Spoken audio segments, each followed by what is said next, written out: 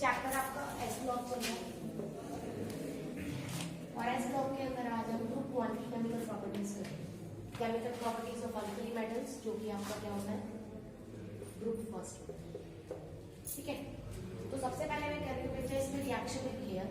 Air का मतलब आपके लिए क्लियर है कि हम तीनों चीजों पर डिस्कस करेंगे, ऑक्सीजन को, वाटर को और नाइट्रोजन को, क्योंकि इन तीन चीजों का कंपोजिशन एयर में सबसे ज्यादा होता है। ठीक है, पहली बात बहुत ज्यादा रिएक्टिव होते हैं, हाईली रिएक्टिव इन नेचर, इसीलिए आपको पता है कि इसमें रखे जाते हैं बेटे कैरोसिन में रखे जाते हैं, क्योंकि एयर से रिएक्ट करते ही बॉन्ड करने लग जाते हैं, बहुत जल्दी आग लग जाती है।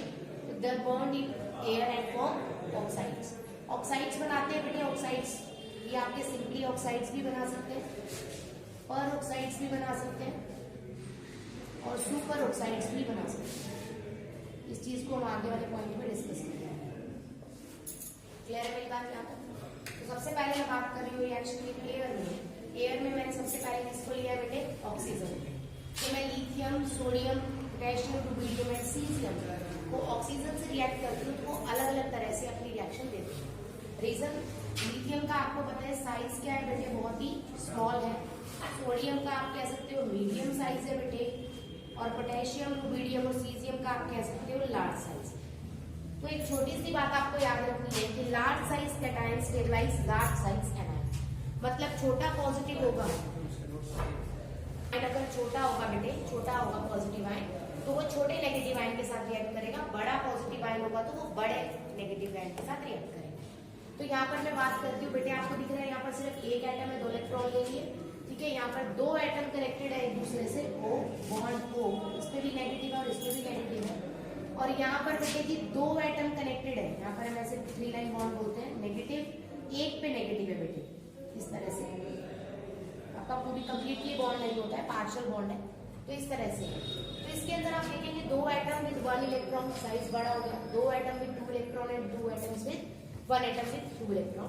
तो सबसे छोटे साइज वाला सबसे छोटे के साथ रिएक्ट करेगा। आप ये 9th क्लास में पढ़ के आए, Li पे पॉजिटिव बेटे, O पे कितना है? -2, प्लस से माइनस कैंसिल, 2 इधर 1 इधर, क्या बनेगा? Li2O। क्लियर है मेरी बात? सोडियम की बात करूं, सोडियम मैंने बोला है मीडियम साइज है बेटे, तो मीडियम साइज वाला लोगे, कौन सा लोगे? O2 2 नेगेटिव, O2 2 नेगेटिव आ गया राजे, प्लस से माइनस कैंसिल, 2 इधर और 1 इधर, तो क्या बन जाएगा? Na2O2। क्लियर है मेरी बात? और अगर मैं पोटेशियम की बात करूं तो K के ऊपर +1 और O2 पे कितना है बेटे? माइनस। ये जुड़ के क्या बना देगा? सीधा KO2। Any doubt? क्लियर होगी बात अच्छे से? तो यहाँ पर 3 तरह से बनता है। अब अगर मैं ऑक्साइड की नेचर की बात करती हूँ on the basis of magnetic character, तो ऑक्सीजन के पास नंबर ऑफ इलेक्ट्रॉन्स कितने हैं? 8, 2 उसने ले लिए, कितने हो गए टोटल? 10। तो 10 इलेक्ट्रॉन दैट मीन्स पेयर हो जाएंगे, 5 पेयर हो गए। इसी तरह से O2 नेगेटिव बेटा है, 2 में कितने हो गए? 16, और 2 ले लिए, टोटल कितने हो गए? 18। That means 16, that means 8 pair बेटे। तो अगर बात करें बेटे इस ऑक्सीजन की, तो यहाँ ऑक्सीजन 2 है, 2 ऑक्सीजन में इलेक्ट्रॉन कितने हो गए? 16, और इसने 1 ले रखा है, 16 + 1 कितने हो गए बेटे? 70। 17 का मतलब नेचर क्या हो गया? पैरामैग्नेटिक। अब बेटे 17 का पेयर बनाएंगे तो 8 पेयर और 1 इलेक्ट्रॉन एक्स्ट्रा बचेगा, तो अनपेयर्ड इलेक्ट्रॉन बचेगा ना यहाँ पर। तो यहाँ पर अनपेयर्ड इलेक्ट्रॉन होता है, और अनपेयर्ड इलेक्ट्रॉन कभी भी किसी भी एलिमेंट या कंपाउंड के पास हो तो वो हमेशा कलरफुल होगा। Unpaired electron is responsible for the colour, तो हमेशा कलर नजर आएगा। जैसे KO2 की बात करूं तो मैं ऑरेंज कलर का होता है, फॉर एग्जाम्पल मैंने ले लिया। उसके बाद बेटे डिफरेंट ऑक्साइड्स बनते क्यों है, ये बात मैं आपको पहले बता चुकी हूँ कि लार्ज कैटायन हमेशा लार्ज एनायन को स्टेबलाइज करते हैं, दैट्स व्हाई आपके डिफरेंट टाइप ऑफ कैटायंस बनते हैं। क्लियर है बेटे? ठीक है, अब बात करते हैं nature of oxides. Oxides water से रिएक्ट करेंगे तो किस तरह का नेचर शो करेंगे। तो लिथियम ऑक्साइड अगर वाटर से रिएक्ट करेगा बेटे, ऑलरेडी स्मॉल साइज ऑक्सीजन है इसके पास, बहुत ही सफिशिएंट अमाउंट ऑफ ऑक्सीजन है, तो आपकी एक्स्ट्रा ऑक्सीजन नहीं है, इसलिए सिर्फ क्या बनेगा? Lithium hydroxides. Na2O2 के पास आपको दिख रहा है Na2O2 के पास 2 ऑक्सीजन मॉलिक्यूल है, दैट मीन्स थोड़ी सी ज्यादा ऑक्सीजन यहाँ पर है, तो यहाँ पर आपका क्या निकलेगा बेटे? H2O2 बनेगा। जबकि सुपर ऑक्साइड्स रिएक्ट करेंगे तो H2O2 के साथ आप क्या निकालेंगे? ऑक्सीजन भी निकालेंगे। क्लियर है मेरी बात? अब अगर मैं बाई चांस आपको दे दूं बेटे Na2O, तो यहाँ पर सोडियम ऑक्साइड बना है बच्चे, सोडियम ऑक्साइड की रिएक्शन दे दूं मैं वाटर से, तो आपको ये नहीं सोचना है कि सोडियम की पानी से रिएक्शन करते ही H2O2 निकाल दोगे, नहीं, आपको यहाँ पर सोडियम ऑक्साइड इस फॉर्म में मिला, Li2O और Na2O एक ही बात है, तो सिर्फ क्या बनेगा यहाँ पर Na। क्लियर होगी मेरी बात, समझ आई है भाई बात, कोई डाउट तो नहीं है यहाँ तक। उसके बाद हम बात करते हैं रिएक्शन विद नाइट्रोजन, तो सिर्फ लिथियम आपकी नाइट्रोजन के साथ रिएक्ट करती है, क्या रिएक्ट करती है, सिर्फ लिथियम, ग्रुप में या वैसे ही पूरे ग्रुप में, ग्रुप की प्रॉपर्टीज पढ़ रहे हैं ना बेटे, तो लिथियम आपकी नाइट्रोजन के साथ रिएक्ट करती है। रीजन क्या है बेटे, लिथियम का भी साइज छोटा है और नाइट्रोजन का भी साइज क्या है, छोटा, क्योंकि दोनों छोटे हैं तो छोटा कैटायन छोटे को स्टेबलाइज करेगा, एज अ रिजल्ट जो बॉन्ड बनेगा वो बहुत ही ज्यादा स्ट्रॉन्ग बनता है, लैटिस एंथैल्पी बहुत ज्यादा हाई होती है, इसलिए बहुत ही रेडली बन जाते हैं, मतलब बहुत जल्दी नाइट्राइट बनता है। क्लियर होगी मेरी बात यहाँ तक, समझ आया भाई। उसके बाद बात करें, अगर ये वाटर से रिएक्ट करेगी तो प्लीज ध्यान दीजिए, लिथियम अगर रिएक्ट करता है Li पॉजिटिव, नाइट्रोजन से निकलेगा N-3, वाटर से निकलेगा H+ और OH-।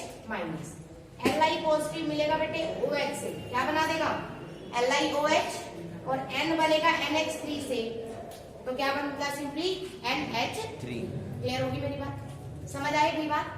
तो लिथियम नाइट्राइड को कभी भी वाटर से आप रिएक्ट करेंगे तो हमेशा क्या निकलेगी आपकी अमोनिया गैस लिबरेट होगी, कोई डाउट, समझ आ गई बात अच्छे से यहाँ तक। उसके बाद हम बात करते हैं रिएक्शन विद वाटर के साथ, तो M को आपको पता है बेटे M के ऊपर +1 और वाटर आपका टूटेगा बच्चा H पॉजिटिव और OH नेगेटिव में, M पॉजिटिव OH नेगेटिव के साथ रिएक्ट करेगा, क्या बना देगा राजे, MOH, क्या बना देगा सिंपली MOH। तो यहाँ हाइड्रोक्साइड्स बनेंगे जिन्हें हम क्या बोलते हैं बेस या फिर अल्कली। एनी डाउट, समझ आ गई बात बेटे। बट इस हाइड्रोजन का क्या होगा, ये अपने आप को कंबाइन करके क्या बनाएगी, हाइड्रोजन गैस। तो आप कह सकते हैं कि फर्स्ट ग्रुप के एलिमेंट कभी भी अगर वाटर से रिएक्ट करते हैं तो हमेशा क्या लिबरेट करेंगे बेटे, हाइड्रोजन गैस। कोई डाउट बच्चा, समझ आ गई बात अच्छे से। उसके बाद बात करते हैं इनकी बेसिसिटी की। बच्चा एक चीज क्लियर है कि यहाँ पर लिथियम की कितनी होती है इलेक्ट्रोनेगेटिविटी 1 और हाइड्रोजन की 2.1, नाइट्रोजन की 0.9, हाइड्रोजन की 2.0, यहाँ पर 0.82 तो 0.8 भी ले सकते हैं, यहाँ पर 2.1। तो हर जगह पर हाइड्रोजन की ज्यादा है बेटे, किससे, आपके मेटल से, तो हर जगह OH वो इजिली निकाल लेगा, that's why they are basic in nature. Test है, वेट बिठाओ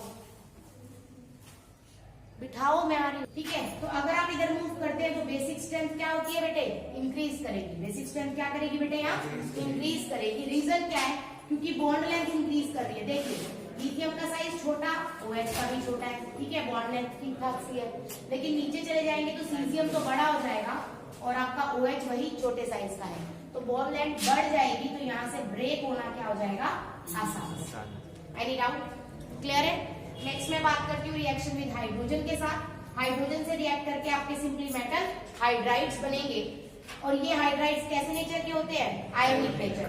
आयनिक का मतलब M पॉजिटिव और H नेगेटिव। क्लियर है मेरी बात, ठीक है। रिड्यूसिंग नेचर होता है बेटे इनका। क्यों है रिड्यूसिंग नेचर, क्योंकि यहाँ पर जो हाइड्रोजन है वो कंबाइन करके क्या करेगी, H2 गैस करेगी, तो हाइड्रोजन का खुद का क्या हो रहा है बेटे, ऑक्सीडेशन, तो ये दूसरों का क्या करेंगे, रिडक्शन। क्लियर होगी मेरी बात, that's why they act as a strong reducing agent. Down the group अगर आप चलते चले जाएंगे तो रिड्यूसिंग कैरेक्टर भी बढ़ता चला जाएगा, ये बात हम आगे भी डिस्कस करने वाले हैं, ओके। उसके बाद मैं बात करती हूँ बेटे हाइड्रोजन को कौन जल्दी छोड़ देगा। अब यहाँ पर इलेक्ट्रोनेगेटिविटी डिफरेंस नहीं देखना है, जहां पर भी 2 एटम्स की बात होती है वहां इलेक्ट्रोनेगेटिविटी डिफरेंस नहीं देखना है, मोर देन 2 पे इलेक्ट्रोनेगेटिविटी डिफरेंस देखोगे। क्लियर है, तो यहाँ पर सिर्फ बॉन्ड देखोगे, लिथियम और हाइड्रोजन दोनों छोटे हैं, सीजियम बड़ा और हाइड्रोजन छोटा, तो कौन हाइड्रोजन को आसानी से छोड़ देगा, सीजियम। तो इसीलिए एसिडिक कैरेक्टर इस तरफ जाने पर क्या हो रहा है बेटे, क्लियर होगी मेरी बात, कोई डाउट है यहाँ तक। उसके बाद रिएक्शन विद हैलोजेंस। M के ऊपर कितना चार्ज होता है, पॉजिटिव, और X पे कितना होता है, नेगेटिव, तो M पॉजिटिव X नेगेटिव के क्या बनेंगे, आयनिक हैलाइड्स। आयनिक है तो बेटे वाटर में सॉल्युबल होंगे ही होंगे, तो all halides are soluble in water except, आपको पता है कि लिथियम का साइज क्या होता है, बहुत ही छोटा, स्मॉल साइज होता है, और पोलराइजेशन पावर क्या होती है, ज्यादा। स्मॉल साइज और हाई पोलराइजेशन पावर की वजह से ये किस टाइप के बॉन्ड बनाएंगे बेटे? कोवेलेंट नेचर के। और कोवेलेंट कंपाउंड कभी भी वाटर में सॉल्युबल नहीं होता। That's why lithium covalent nature का, इसलिए वो वाटर में सॉल्युबल नहीं होता है। उसके बाद मैं बात करूं बेटे मेल्टिंग पॉइंट की, तो मेटल आपका छोटा है और फ्लोरीन भी छोटा है। अगर दोनों छोटे लिए हैं तो बॉन्ड स्ट्रेंथ क्या है? स्मॉल। बॉन्ड स्ट्रेंथ क्या है? लार्ज। बॉन्ड लेंथ क्या है? छोटी। तो आपके मेल्टिंग बॉइलिंग पॉइंट क्या होंगे? हाई। क्लियर है मेरी बात? कोई डाउट बचे यहाँ तक? आगे देखते हैं। नेक्स्ट पॉइंट है बच्चा LaCl आपका वाटर में सॉल्युबल नहीं है, तो आपको बता ही दिया LaCl का नेचर क्या है बेटे? Covalent nature due to small size, small Li positive size. और सेकंड पॉइंट क्या बताया आपको? Polarising power. तो इन दो रीजंस की वजह से ये कौन से बॉन्ड बनाता है बेटे? कोवेलेंट। और वाटर की बात करूं तो वाटर में कौन सा सॉल्वेंट है? पोलर सॉल्वेंट है। आसानी से H पॉजिटिव और OH नेगेटिव में ब्रेक हो जाता है। तो polar dissolve polars and non polar dissolves non. तो आपका NaCl वाटर में सॉल्युबल नहीं होता है, उसकी बजाय ये सॉल्युबल होगा कोवेलेंट कंपाउंड्स में, कोवेलेंट सॉल्वेंट्स में सॉल्युबल होता है। लाइक बेंजीन हो गया या CCl4 आपने ले लिया, तो कोवेलेंट कंपाउंड्स में, कोवेलेंट सॉल्यूशंस के अंदर ये आसानी से सॉल्युबल होता है। क्लियर है? आराम से बैठो। उसके बाद बात करते हैं बेटे, ये दो बातें आपको क्लियर हो गई है दैट LaCl एटमॉस्फेयर में क्या करता है? एटमॉस्फेयर में आपके प्रेजेंट है बेटे नाइट्रोजन। हमने अभी भी पढ़ा है नाइट्रोजन के साथ आसानी से रिएक्ट करके क्या बना देता है? Li3n। और सिर्फ लिथियम बनाता है और कोई नहीं बनाता। ऑक्सीजन के साथ रिएक्ट करके ये क्या बनाता है? Li2O। और इसी तरह से ये वाटर मॉलिक्यूल के साथ भी रिएक्ट करता है। उसके अलावा ये वाटर मॉलिक्यूल को एब्जॉर्ब भी करता है। क्या करता है बेटे? एब्जॉर्ब। अगर एब्जॉर्ब करेगा तो रिएक्शन हो जाएगी जैसे अभी पीछे पड़ी। और दूसरा फैक्टर होता है बेटे एडजॉर्ब। क्या होता है? एडजॉर्ब। एडजॉर्ब भी करता है। एडजॉर्ब का मतलब क्या होता है? जैसे मैंने ये LiCl दे दिया तो ये अपने चारों तरफ वाटर मॉलिक्यूल को रख लेंगे, मतलब अपने सरफेस पे अगर अटैच करवा देते हैं तो उसे बोलते हैं एडजॉर्ब। और अगर LiCl के अंदर तक वाटर मॉलिक्यूल चला गया तो उसे बोलते हैं एब्जॉर्ब। दोनों में से क्लियर हो गया पॉइंट? ठीक है। तो ये वाटर एब्जॉर्ब करके आपका किस फॉर्म में मिलता है बेटे? हाइड्रेटेड फॉर्म में मिलता है। कौन सी फॉर्म में बच्चा? हाइड्रेटेड फॉर्म में ये आपको अवेलेबल है। और इसी प्रॉपर्टी की वजह से हम बोलते हैं कि LiCl कौन से नेचर का बेटे? डेलिक्यूशेटिंग नेचर। क्लियर? मतलब वाटर को एब्जॉर्ब करके रखेगा, एब्जॉर्ब करके रखेगा। कोई डाउट यहाँ तक? क्लियर हो गया? अच्छे से समझ आ गया भाई? उसके बाद बात करते हैं बेटे रिड्यूसिंग नेचर। अभी अभी मैंने आपको बताया कि इसका बहुत इजीली ऑक्सीडेशन भी हो जाता है। मेटल है बच्चा, आपको पता है आसानी से M पॉजिटिव बना देगा और प्लस में क्या करेगा? इलेक्ट्रॉन डाल देगा। रीजन? इसकी आयनाइजेशन एंथैल्पी क्या होती है? लो। आयनाइजेशन एंथैल्पी क्या होती है? लो। तो इसकी लो आयनाइजेशन एंथैल्पी है, उस वजह से ये इलेक्ट्रॉन आसानी से लूज कर देगा। बात समझ आई बेटे? तो अपना खुद का क्या कर रहा है? ऑक्सीडेशन। तो दूसरे का क्या करेगा बेटे? रिडक्शन। नेक्स्ट मैं बात करती हूँ, इसीलिए alkali metals are good reducing agent. Down the group आपको पता है कि एटम का साइज क्या हो रहा है बेटे? इंक्रीज। तो आयनाइजेशन एंथैल्पी क्या करेगी बेटे? डिक्रीज। तो आयनाइजेशन एंथैल्पी डिक्रीज करेगी तो ऑक्सीडेशन क्या होगा? जल्दी होएगा। तो ऑक्सीडेशन इजीली हो जाएगा ना। तो गुड रिड्यूसिंग एजेंट होना चाहिए, लास्ट वाला होना चाहिए बेटे। सीजियम आपका गुड रिड्यूसिंग एजेंट होना चाहिए, मतलब बेस्ट होना चाहिए एक तरह से देखा जाए तो इस ग्रुप के अकॉर्डिंगली। लेकिन बेस्ट रिड्यूसिंग एजेंट आपका कौन होता है बेटे? बेशक से इसकी आयनाइजेशन एंथैल्पी ज्यादा होती है, तो फिर क्यों ये आपका गुड रिड्यूसिंग एजेंट है? इस बात को ध्यान से समझिएगा बेटे। आयनाइजेशन एंथैल्पी अगर ज्यादा है तो ये तो आसानी से इलेक्ट्रॉन नहीं देगा ना बेटे। अगर ये आसानी से इलेक्ट्रॉन लूज नहीं कर रहा तो ये गुड रिड्यूसिंग एजेंट कैसे हो गया? तो बेटे ध्यान से समझना, क्योंकि ये छोटा साइज है, स्मॉल साइज की वजह से इसके पास हाइड्रेशन एंथैल्पी इसकी बहुत ज्यादा होती है। बात समझ आई? इसकी हाइड्रेशन एंथैल्पी क्या होती है बेटे? बहुत ज्यादा। तो इसकी हाइड्रेशन एंथैल्पी क्या होती है बेटे, बहुत ही ज्यादा होती है। हाइड्रेशन एंथैल्पी इसकी इतनी ज्यादा होती है कि वो जो एनर्जी रिलीज करती है वाटर मॉलिक्यूल को जब ये अपनी तरफ अट्रैक्ट करेगा तो एनर्जी क्या करेगी बेटे, रिलीज करेगी। तो जो एनर्जी रिलीज होती है वो इलेक्ट्रॉन को निकालने में यूज हो जाती है। बात समझ आई? तो आप कह सकते हैं कि इसकी हाइड्रेशन एंथैल्पी कंपेंसेट कर देती है इसको बेटे, हाई आयनाइजेशन एंथैल्पी को। क्लियर होगी मेरी बात? जिसकी वजह से इलेक्ट्रॉन निकालना क्या हो जाता है, इजी हो जाता है, और ये ऑक्सीडेशन बहुत ही जल्दी कर देता है, इतना जल्दी कि पूरे ग्रुप में सबसे पहले। बात समझ आई? ठीक है। As a result it acts as a strong reducing agent among alkali metal. तो मैं कह सकती हूँ बेस्ट रिड्यूसिंग एजेंट है बेटे ये पूरे अल्कली मेटल्स में। ये एक ऐसा क्वेश्चन है जो आपके टीचर्स आपसे क्लास में पूछ सकते हैं, जनरली टेस्ट वगैरह में क्वेश्चन आता रहता है। उसके बाद मैं बात करती हूँ लिथियम की। देखिए बेटे, दूसरा रीजन इसका क्या है, फर्स्ट आपको क्लियर हो गया। एक्सेप्शन का रीजन वही सेम बात है। एसआरपी का मतलब होता है स्टैंडर्ड रिडक्शन पोटेंशियल, और एसओपी का मतलब होता है स्टैंडर्ड ऑक्सीडेशन पोटेंशियल। मतलब ऑक्सीडेशन अगर ये अपना करेगा तो जो वैल्यू आएगी स्टैंडर्ड वैल्यू पोटेंशियल की वो सबसे ज्यादा होती है, और रिडक्शन की वैल्यू इसकी सबसे कम होती है। बात समझ आई बेटे? तो रिड्यूसिंग पावर के लिए आपको याद रखना है कि standard reducing potential that is standard oxidation potential. अगर एसओपी की मैं बात करूं तो एसओपी अगर मेरी ज्यादा है तो इसका मतलब मेरा ऑक्सीडेशन जल्दी होगा, और अगर मेरा ऑक्सीडेशन जल्दी होगा तो मेरी रिड्यूसिंग पावर भी क्या होगी, ज्यादा होगी। बात समझ आई? अगर आपसे पूछे इसका एसओपी ज्यादा होता क्यों है तो आप बताइए बिकॉज इट हैज, बोलो, हाई हाइड्रेशन एंथैल्पी, और वो कंपनसेट कर देती है किसको, ऑक्सीडेशन पोटेंशियल को। कोई डाउट यहाँ तक क्लियर हो गया अच्छे से? उसके बाद बात करते हैं बेटे, यही चीज यहाँ बता रखी है, लिथियम सबसे पहले सॉलिड होता है, सॉलिड से किसमें कन्वर्ट होगा बेटे, गैस में। तो प्रोसेस क्या होगा, सब्लिमेशन। उसमें एनर्जी हमेशा यहाँ क्या करेगी बेटे, पॉजिटिव, दैट इज, बोलो, दी जाएगी या ली जाएगी, दी जाएगी। पॉजिटिव का मतलब प्रोसेस कौन सी होती है, एंडोथर्मिक। उसके बाद गैस से बेटे एक इलेक्ट्रॉन निकाला तो आपने एनर्जी दी इसे, दी ना, बोलो, तो प्रोसेस कौन सी होगी, एंडोथर्मिक, ये भी दे दी। अब बेटे ये Li पॉजिटिव गैसियस में बन गया। अब गैस में बनते ये पानी को अपनी तरफ क्या करेगा, अट्रैक्ट करेगा। पानी को अट्रैक्ट करके अपने आप को किस में कन्वर्ट कर देगा बेटे, एक्वस में। तो एनर्जी कौन सी निकलेगी, हाइड्रेशन एंथैल्पी। अब ये वाली जो एनर्जी निकलती है ना, ये आपकी क्या है बेटे, एक्सोथर्मिक निकल रही है, और ये एनर्जी मैक्सिमम होती है, बहुत ज्यादा होती है। तो इतनी ज्यादा अमाउंट की हाइड्रेशन एंथैल्पी निकलती है कि वो इन दोनों वैल्यूज के सम से क्या होती है, फिर भी ज्यादा। बात समझ आई बेटे?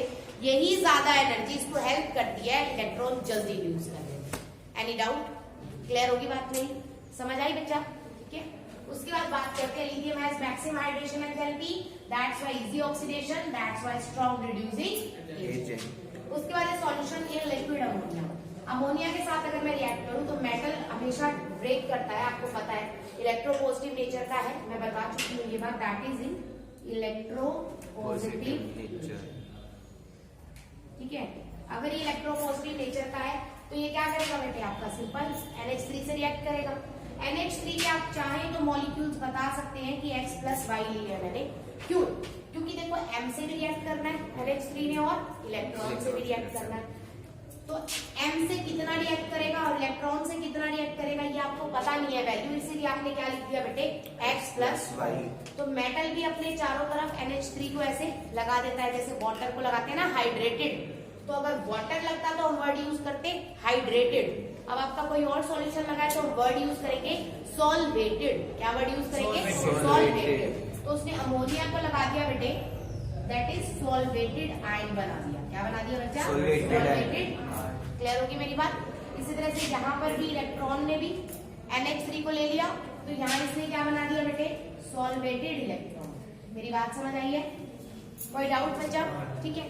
तो मैं कह रही हूँ इसके साथ X मॉलिक्यूल जुड़े और इसके साथ Y। कोई डाउट यहाँ तक? उसके बाद मैं बात करूँ, अकेला इलेक्ट्रॉन नजर आ रहा है आपको, अकेला है तो मैं एक चीज कह सकती हूँ, this is paramagnetic in nature. और अभी मैंने बताया कि कोई चीज पैरामैग्नेटिक है तो वो कलर देगी बेटे, और कलर कौन सा होगा, ब्लू स्लैश ब्लैक कलर नजर आता है। क्लियर? कब तक? जब तक आपकी अमोनिया की कंसेंट्रेशन 3 मोलर से कम है। अगर कंसंट्रेशन आपकी 3 मोलर से कम है तब तक आपको कलर क्या मिलेगा, ब्लू और ब्लैक। जैसे ही आप कंसंट्रेशन बढ़ा देते हैं, 3 मोलर से ज्यादा कर देते हैं कंसंट्रेशन, तो कलर चेंज कर जाएगा ब्लू से किस में बेटे, कॉपर ब्रॉन्ज में। किसमें हो जाएगा, कॉपर ब्रॉन्ज में। और इलेक्ट्रॉन्स का नंबर भी इंक्रीज कर जाएगा। As a result it will become diamagnetic, pairing start कर देगी। क्यों? अब आप कहेंगे कि मैम पेयरिंग कैसे स्टार्ट कर दी, सिर्फ इलेक्ट्रॉन का नंबर ही तो बढ़ा है। तो उसी कंसंट्रेशन के अंदर, मतलब उसी बीकर में वॉल्यूम तो उतना ही है, आपने सिर्फ क्या बढ़ाई है, कंसंट्रेशन। तो इलेक्ट्रॉन जब एक दूसरे के पास आएंगे तो वो अपोजिट स्पिन में एक दूसरे को अट्रैक्ट कर लेंगे, क्योंकि साथ साथ रहेंगे तो रिपल्शन करेंगे। तो पास तो रहना मजबूरी है। जैसे एक रूम है बेटे, उस रूम में 100 बंदे आ सकते हैं और आपने 200 रख दिए, तो 200 आपने अंदर डाल दिए, तो उसका मतलब क्या, बहुत ही क्लोज एक दूसरे के रहना पड़ेगा। अब एक दूसरे को धक्का मुक्की करें या एक दूसरे से लड़के रहें तो कोई भी एग्जिस्ट नहीं कर पाएगा। तो सबको बिल्कुल पास पास प्यार से रहना पड़ेगा। तो इसी तरह से जब इलेक्ट्रॉन भी ज्यादा हो जाएंगे उसी सॉल्यूशन में, तो वो एक दूसरे के पास पास आ जाएंगे और अपनी स्पिन को क्या कर लेगा, अपोजिट कर लेगा। बात समझ आई? ताकि एक दूसरे से रिपल्शन ना हो। As a result they become diamagnetic. Diamagnetic हो जाएंगे तो डायमैग्नेटिक जनरली मैग्नेटिक फील्ड की तरफ अट्रैक्शन नहीं शो करता और कलर भी चेंज हो जाएगा। कौन से में बेटे, ब्रॉन्ज। बात समझ आ गई? कोई डाउट है यहाँ पर? अगर मैं कंडक्टिविटी की बात करूं डायमैग्नेटिक के केस में 3 मोलर से ज्यादा, तो याद रखना कंडक्टिविटी इसकी लगभग मरकरी मेटल की कंडक्टिविटी के इक्वल हो जाती है। मरकरी आपका मेटल है बेटे, उस मेटल के आपके लगभग कंडक्टिविटी उतनी शो होगी जितनी मरकरी शो करता है। कब? जब आप कंसंट्रेशन 3 मोलर से ज्यादा कर देते हैं। क्लियर है? लेकिन अगर 3 मोलर से कम कंसंट्रेशन है तो पहली बात फ्री इलेक्ट्रॉन्स है, आयंस भी है, तो कंडक्टिविटी तो होगी। तो सॉल्यूशन की कैरेक्टरिस्टिक्स कलरफुल होगा, पैरामैग्नेटिक होगा और क्या होगा, कंडक्टिविटी बहुत ही ज्यादा होगी। कितनी होती है ये इंपॉर्टेंट है कि अगर आपकी कंसंट्रेशन 3 मोलर से कम है तो नमक के पानी की कंडक्टिविटी जनरली हम कहते हैं बहुत ज्यादा होती है। NaCl सॉल्यूशन की अच्छी खासी कंडक्टिविटी होती है। लेकिन अगर देखो NaCl की मैंने आपको दिखाई है, इन कंपाउंड्स में NaCl की सबसे ज्यादा है। लेकिन अगर मैं आपकी बात करती हूँ कि इससे भी अगर आप कंपेयर करना चाहते हैं तो आप ये बात याद रखिए कि इस सॉल्यूशन की कंडक्टिविटी NaCl से भी 10 गुना ज्यादा होती है। बात समझ आई? इतनी हाई कंडक्टिविटी होती है आपके अमोनियम सॉल्यूशन में। कोई डाउट बेटे? समझ आ गई बात यहाँ तक? क्लियर है अच्छे से? तो आप लोग क्या कर रहे हैं भाई? We are studying S law और आपकी चल रही है बेटे chemical properties of group 1, that is alkali metals.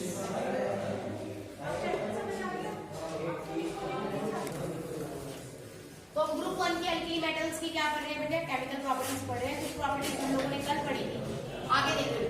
सबसे पहले मैं बोल रही हूँ बेटे रिएक्शन विद कार्बन। कार्बन के साथ रिएक्ट करके आपके कार्बाइड्स बनते हैं। क्या बनते हैं? कार्बाइड्स। अब कार्बन ना 2 तरह से रिएक्ट करता है, दिस इज इंपॉर्टेंट। या तो कार्बन -4 के फॉर्म में रिएक्ट करेगा या C2 नेगेटिव के फॉर्म में रिएक्ट करेगा। ठीक है? अगर मेरा स्मॉल साइज एटम है, अगर मेरा क्या है, स्मॉल साइज एटम है, तो उसके साथ किससे रिएक्ट करेगा बेटे? -4। क्लियर है? ठीक है? लेकिन अगर मेरा बड़े साइज का एटम है तो किससे रिएक्ट करेगा बेटे? C2 negative. क्लियर होगी मेरी बात? अब आपको पता है कि लिथियम क्या है, स्मॉल साइज नहीं है, ग्रुप में पहली बार आ रहा है, पूरे के पूरे पीरियोडिक टेबल पीरियड वाइज सबसे बड़े हैं बेटे अल्कली मेटल्स रिस्पेक्टिव पीरियड में। तो दैट्स व्हाई आप लेंगे Li और C से क्या बनेगा? Li से बना बेटे Li पॉजिटिव, कार्बन ने कन्वर्ट किया बोलो किसमें? C2 negative. क्लियर बेटे? ठीक है? Li पॉजिटिव और C2 2 नेगेटिव में क्या बनेगा बोलिए? +1 से माइनस कैंसिल, 2 इधर 1 इधर, क्या बन जाएगा? Li2C। क्लियर है बेटे मेरी बात? कोई डाउट तो नहीं है यहाँ पर? ओके। अब कार्बाइड्स को अगर हम वाटर से रिएक्ट करते हैं तो क्या होगा? H positive and OH negative, और ये किससे टूटेगा? Same Li positive and C2 2 negative. Clear बच्चा? आपको बता रखा है positive will react with negative, LiOH। Done बेटे? ठीक है? ध्यान दे ले हम। और H इसके साथ रिएक्ट करेगा तो देखो बेटे H पे प्लस और C2 नेगेटिव, तो प्लस माइनस कैंसिल, 2 इधर 1 इधर, बोलो क्या आ जाएगा C2H2। क्लियर है मेरी बात बेटे? ठीक है, तो आपका C2H2 बन गया इथाइलिन और साथ एसिटाइलिन भी बोलते हैं आप इसे, और साथ में LiOH। तो डायरेक्टली कार्बन लिथियम के अलावा और किसी से कंबाइन नहीं करता है, आपको ये बात याद रखनी है। तो ये एक एक्सेप्शन हो गई है जो हम यहाँ पर देखते हैं, एक्सेप्शन ये रहा। तो only lithium react with carbon to form carbonates, सिर्फ लिथियम रिएक्ट करती है, sodium potassium rubidium caesium react नहीं करती। फर्स्ट पॉइंट क्लियर है यहाँ पर। नेक्स्ट में बात करती हूँ बेटे reaction with C2H2 that is ethylene. Ethylene के साथ कह दें या एसिटाइलिन के साथ अगर आपको रिएक्शन करनी है तो किस तरह से होगी? लिथियम डायरेक्ट रिएक्शन नहीं करता, सोडियम करेगा तो बेटे कैसे टूटेगा, बोलिए C2 नेगेटिव और H पॉजिटिव। क्लियर है मेरी बात? ठीक है, यहाँ से टूटेगा बेटे इसमें Na पॉजिटिव, तो +1 और 2 प्लस से माइनस कैंसिल, 2 इधर 1 इधर, क्या बनेगा Na2C2। क्लियर है? साथ में हाइड्रोजन बाहर H2। क्लियर है मेरी बात बेटे? कोई डाउट तो नहीं? डन। अब Na2CO2 आपका बना है, इसको वाटर से रिएक्ट करेंगे तो सेम तोड़ोगे बेटे, Na+1 और C2 नेगेटिव, वाटर टूटेगा बेटे H प्लस और OH माइनस, Na बेटे OH के साथ क्या बनेगा NaOH, और HC2 के साथ क्या बनेगा C2। तो आपके लिए क्लियर है कि सिर्फ लिथियम ऐसा है जो C2H2 के साथ रिएक्ट नहीं करता, बाकी सभी रिएक्ट करते हैं और कैसे नेचर के होते हैं, बेसिक इन नेचर। क्लियर है मेरी बात? तो second point, do not react with C2H2। Clear है बेटे? कोई डाउट राजेश? उसके अलावा ऐसी कौन सी प्रॉपर्टीज है बेटे जो लिथियम को अलग सा बिहेव करने पर मजबूर करती है? पूरे ग्रुप के अंदर ये बैठा है, उसके बावजूद इसकी प्रॉपर्टीज क्या है, लिथियम की पूरे ग्रुप से अलग है। तो ऐसा क्या होता है कि इसकी प्रॉपर्टीज पूरे ग्रुप से अलग है? सबसे पहले इसका साइज सबसे छोटा है, और साइज छोटा होगा तो मैं दूसरा पॉइंट यहाँ कह सकती हूँ आयनाइजेशन एंथैल्पी सबसे ज्यादा हाई होगी। क्लियर है मेरी बात यहाँ तक? डन। आयनाइजेशन एंथैल्पी हाई होगी, साथ में आपको पता है इसकी हाइड्रेशन एंथैल्पी भी क्या होगी, सबसे ज्यादा। क्लियर है बेटे मेरी बात? दो बातें क्लियर है यहाँ तक? ठीक है, साइज छोटा है तो कोहेसिव फोर्सेस क्या होंगी बेटे, ज्यादा होंगी। कोहेसिव फोर्सेस आपको मैंने पहले भी एक्सप्लेन की हुई है, कौन सी होती है, M positive, M positive, M positive, M positive, that is positive और इलेक्ट्रॉन के बीच में जो फोर्सेस लगती हैं उन्हें हम क्या बोलते हैं, कोहेसिव फोर्सेस। ये इस तरह से क्लियर बेटे? अगर कोहेसिव फोर्सेस ज्यादा होती है तो एलिमेंट बहुत ही ज्यादा क्या होता है, हार्ड, और हार्ड होगा तो मेल्टिंग और बॉइलिंग पॉइंट भी क्या होंगे, ज्यादा। क्लियर है मेरी बात? ठीक है, साथ साथ रिपीट कीजिए ताकि लाभ हो, थोड़ा कंसंट्रेशन बढ़े। सोइए मत क्लास में। लिथियम अकेला ऐसा है जो नाइट्रोजन से रिएक्ट करता है, उसके अलावा complete group sodium, potassium, rubidium, caesium ये सब रिएक्ट नहीं करते। लिथियम रिएक्ट करेगा तो क्या बनाएगा, Li टूटेगा बेटे Li प्लस में, नाइट्रोजन टूटेगा बेटे N-3, तो क्रॉस मल्टीप्लाई करना देखना, Li+1 N का -3, प्लस से माइनस 3 इधर, Li3N दैट इज नाइट्रोजन। अब नेचर देखिए कैसा है, Li3N को तोड़ना बेटे, उसी में टूटेगा Li प्लस और N-3। अब वाटर किस चीज में टूटेगा बेटे, H पॉजिटिव और OH नेगेटिव। Li प्लस ने OH के साथ मिला, क्या बना दिया LiOH, और इसके बीच में देखो क्या बनेगा, N के ऊपर -3, H पे +1, तो प्लस से माइनस कैंसिल, 1 इधर 3 इधर, क्या बना बेटे NH3 गैस। तो लिथियम नाइट्राइड कैसे नेचर का हो गया, basic in nature, with evaporation of with evolution of NH3 gas that is ammonia gas. कोई डाउट? उसके बाद बात करते हैं, मैंने आपको बता दिया कार्बन से रिएक्ट करता है और क्या बनाता है, कार्बाइड्स, लेकिन C2H2 के साथ रिएक्ट नहीं करता। उसके बाद मैं MCl की बात कर रही हूँ बेटे, that is LiCl, NaCl, KCl, RbCl और CHCl। अगर मैं इनकी बात कर रही हूँ तो सिंपल LiCl के लिए बेटे आपको याद रहेगा दिस इज कोवैलेंट नेचर, बाकी सभी क्या है हाइब्रिड। दैट मीन इसका बिहेवियर अलग है और बाकी सबका क्या है बेटे, सेम। बात समझ आई? कोवेलेंट क्यों बनाता है? क्योंकि पोलराइजेशन इफेक्ट शो करता है बेटे पहली बात। और पोलराइजेशन क्यों शो करता है बोलिए फटाफट से, स्मॉल साइज की वजह से। बात समझ आई? और एक पॉइंट और बता रहा, दैट इज बोलिए हाई चार्ज डेंसिटी, करेक्ट। तो इन दो रीजंस की वजह से LiCl कौन से नेचर का है बेटे, कोवेलेंट। क्लियर है बेटे?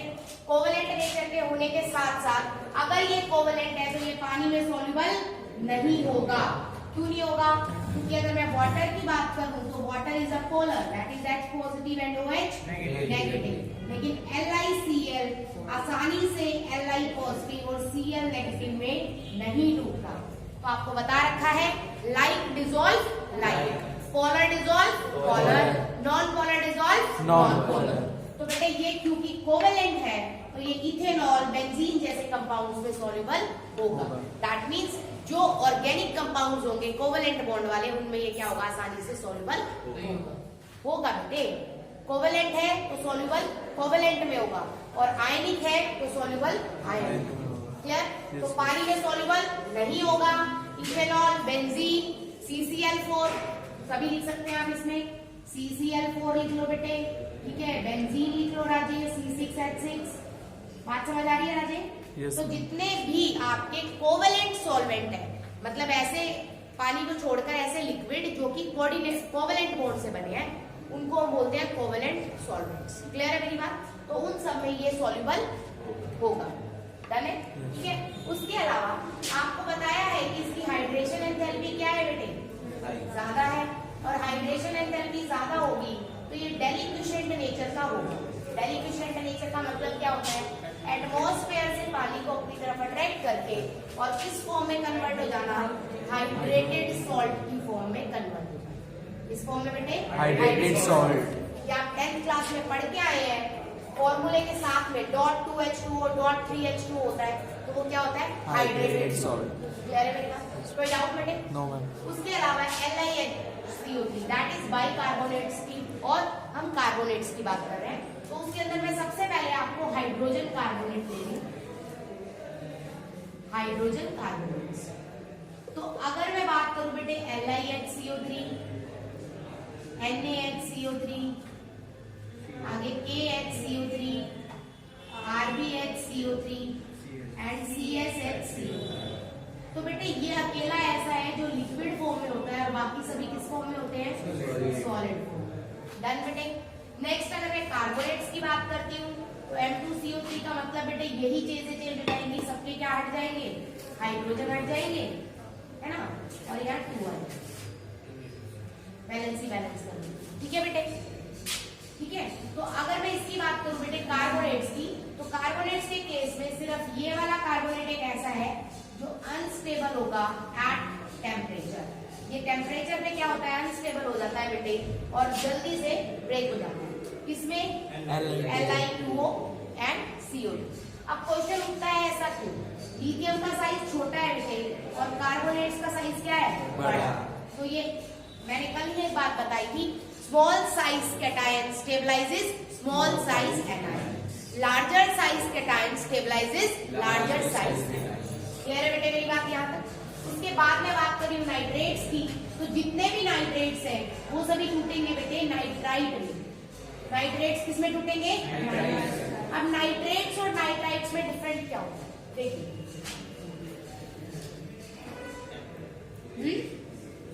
क्या बोल रहे हो,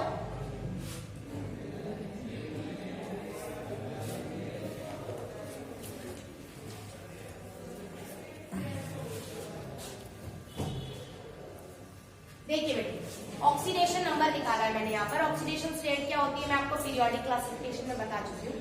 तो यहाँ पर मैंने नाइट्रोजन की ऑक्सीडेशन स्टेट लिखी है क्या बेटे, +5, और नाइट्राइट की क्या लिखी है बेटे, +3। तो याद रखिएगा जैसे सल्फर है, ठीक है, तो सल्फर अगर आपका +6 ऑक्सीडेशन स्टेट में नजर आता है, मतलब मैक्सिमम ऑक्सीडेशन स्टेट में नजर आता है, तो हम उसके कंपाउंड को क्या बोलते हैं, सल्फेट बोलते हैं। क्या बोलते हैं, सल्फेट। क्लियर है बेटे? ठीक है। और इसी तरह से अगर मैं बात कर रही हूँ कि वो कम ऑक्सीडेशन, जैसे +4 में अगर नजर आता है, +6 से किसमें कम है, +4 में, तो उसे क्या बोलेंगे, सल्फाइड बोलेंगे। बात समझ आई? मेरी बात समझिएगा बेटे, जिसमें ऑक्सीजन ज्यादा हो, जिसमें ऑक्सीडेशन ज्यादा हुआ हो, उसे हम बोलते हैं एट। क्या बोलते हैं? एट। और जिसमें ऑक्सीजन कम हो उसको हम क्या बोलते हैं? क्लियर है? कोई डाउट तो नहीं? ठीक है।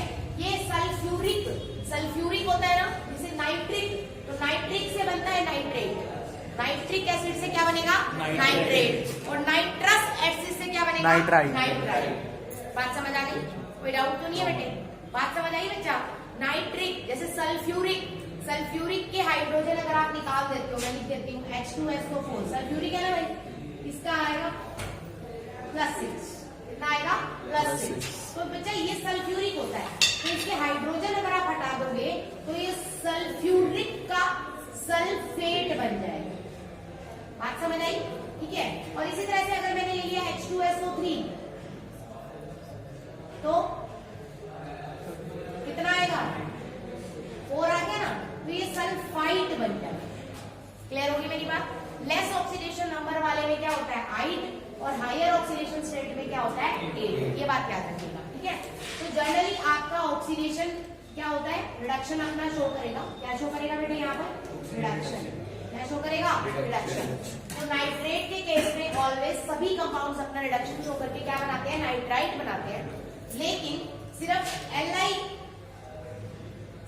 LiNO3 ऐसा है जो बेटे कंप्लीटली डिकम्पोज हो जाता है, और किसमें का टूटता है बेटे, Li2 को। रीजन सेम है, लिथियम का साइज छोटा है बेटे, और नाइट्रेट का साइज क्या है, 1। Is that clear? समझ आ गई बात बेटे? तो larger size cation, larger anion, smaller size cation stabilize smaller anion. Done है।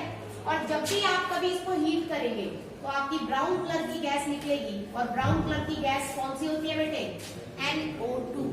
क्लियर है? कोई डाउट तो नहीं है? समझ आ गई बात यहाँ तक? समझ आया भाई?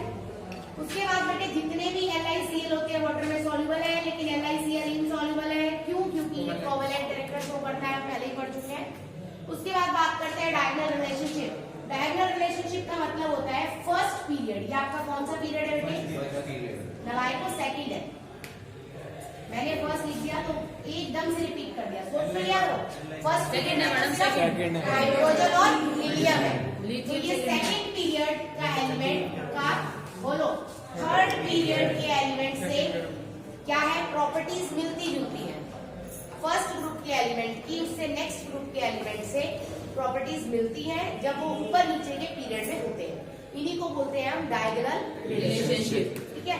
होता क्यों है? क्योंकि इनकी पोलराइजिंग पावर सेम है, मतलब ये दोनों सेम तरह से क्या करते हैं, कोवेलेंट कैरेक्टर का शो करते हैं। जैसे LiCl का कोवेलेंट कैरेक्टर है, उसी तरह से MgCl2 भी कोवेलेंट कैरेक्टर होता है। बात समझ गए बेटे? ठीक है। अभी हम पढ़ेंगे पॉइंट्स जो जो होते हैं। चार्ज बाय साइज रेशो का मतलब क्या है बेटे? मैं मान रही हूँ इसका साइज x है और इसका साइज कितना मान लिया, y। इसका चार्ज कितना है, +1, और इसका कितना है बेटे, +2। तो +2 बाय y क्या हो जाएगा, चार्ज बाय साइज Mg का, और +1 बाय x क्या हो जाएगा, चार्ज बाय साइज लिथियम का। अब मैं कह रही हूँ ये दोनों लगभग क्या है बेटे, सेम है। अप्रोक्सीमेटली की बात हो रही है, बिल्कुल एग्जैक्ट सेम नहीं होगा, लेकिन वो डिफरेंस इतना कम होता है कि हम उसे निग्लेक्ट कर सकते हैं। ठीक है। थर्ड बेटा इनका आयनिक साइज लगभग सेम होता है। जैसे लिथियम की बात करो तो 76 पिकोमीटर, जबकि मैग्नीशियम की कितनी है, 72 पिकोमीटर है। तो यहाँ पर एटॉमिक साइज की बात आप नहीं करेंगे, क्योंकि एटॉमिक साइज दोनों का ही अलग अलग है। ठीक है। सिर्फ कौन सा साइज लगभग सेम है, आयनिक साइज। एनी डाउट बेटा? क्लियर हो गया अच्छे से? तो हम बात कर रहे थे बेटे डायगोनल रिलेशनशिप की। मैंने आपको दो रीजंस बताए हैं डायगोनल रिलेशनशिप के। पहला रीजन क्या है, सेम पोलराइजेशन पावर, दोनों की पोलराइजेशन पावर क्या होती है, सेम। सेकंड मैंने बोला है चार्ज बाय के साइज रेशियो, और थर्ड मैंने बोला है सेम आयोनिक साइज। इन तीन फैक्टर्स की वजह से लिथियम एंड मैग्नीशियम दोनों एक जैसे बिहेव करते हैं, मतलब एक जैसी प्रॉपर्टीज को शो करते हैं। क्लियर है? सबसे पहले मैं बात करती हूँ नाइट्रोजन से रिएक्ट करने की। तो जिस तरह से सिर्फ नाइट्रोजन पूरे ग्रुप में रिएक्ट कर रहा था, उसी तरह से मैग्नीशियम भी आसानी से नाइट्रोजन के साथ रिएक्ट कर जाता है। इस तरह से ये नाइट्राइट बना रहा था बेटे, तो उसी तरह से आपका मैग्नीशियम भी क्या बना देता है, नाइट्राइट्स बनाता है। डन। और दोनों के नाइट्राइट्स अभी अभी आपको मैंने बताया कि लिथियम नाइट्राइड वाटर से रिएक्ट करने पर कौन सा सॉल्यूशन देता है? Basic with evolution of ammonia gas.